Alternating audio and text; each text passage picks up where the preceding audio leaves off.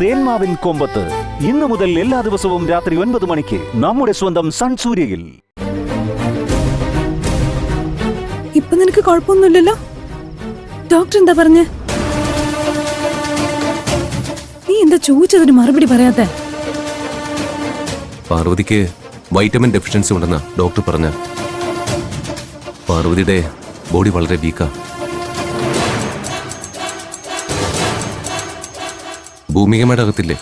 Madam സിസിലിയെ ആശുപത്രിയിൽ നിന്ന് കാണിക്കാൻ പോയതാ. വരുന്ന വഴിക്ക് വേറൊരാളെ കാണാൻ പോകുമെന്ന് പറഞ്ഞിരുന്നു.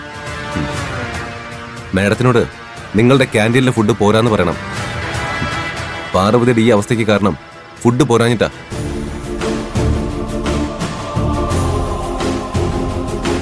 ഇവിടെ താമസിക്കുന്നവരുടെ ആരോഗ്യം ഉറപ്പുവരുത്താൻ പറ്റില്ലെങ്കിൽ പിന്നെന്താ കാര്യം? ഭൂമിക മാഡം ഇങ്ങനെയുള്ള കാര്യങ്ങളൊക്കെ കൂടുതൽ ശ്രദ്ധിക്കുന്ന ആളാ. എന്നാലും സാറ് പറഞ്ഞുകൊണ്ട് ഞാൻ മാഡത്തിനോട് സംസാരിക്കാം. ഇതിനു മുമ്പും ഒരു വട്ടം അവള് തലകറങ്ങി വീണതാ. അന്നും ഡോക്ടർ ഇവൾക്ക് നല്ല ക്ഷീണമുണ്ടെന്ന് പറഞ്ഞിരുന്നു. ഇനി ഞങ്ങള് കുറച്ചും കൂടി ശ്രദ്ധിച്ചോളാം. ശരി, പാർവതിയെ കൊണ്ടുപോകൂ. പാർവതിക്ക് നല്ല ക്ഷീണമുണ്ടാവും. ഒരു മിനിറ്റ്.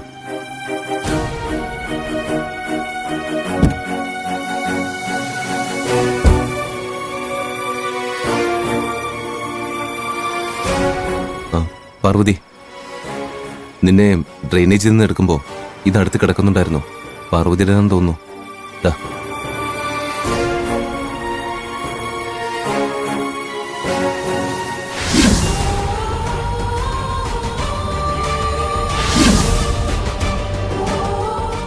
നീ എന്തിനാ പാർവതി ഇങ്ങനെ പേടിക്കുന്ന?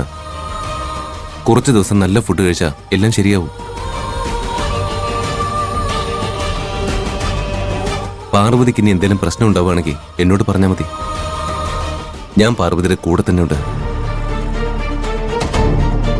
പാർവതിക്കും പ്രിയനും കുറച്ച് സ്പേസ് തരണമെന്ന് കരുതിയ ഞാൻ അകലം പാലിച്ചത്.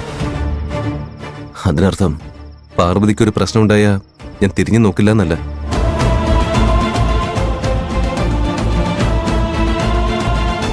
ഞാൻ ചെയ്ത തെറ്റ് എനിക്ക് മനസ്സിലായി.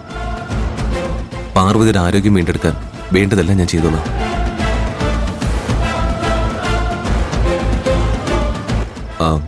ഞാൻ ഇടയ്ക്കിടയ്ക്ക് വന്ന് പാർവതിയുടെ കാര്യങ്ങൾ അന്വേഷിച്ചോളാം.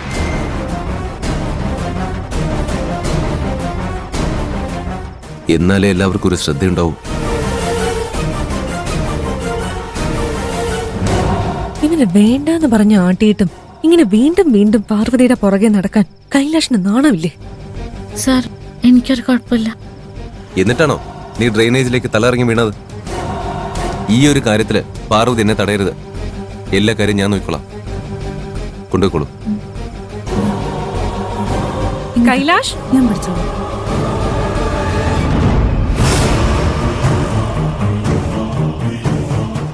എന്താ കൈലാഷിന്റെ ഉദ്ദേശം? പാർവതി കൈലാഷിന് വേണ്ടാന്ന് വെച്ച പോയവളാ. പിന്നെ എന്തിനാ പാർവതി ഇങ്ങനെ കെയർ ചെയ്യുന്നേ?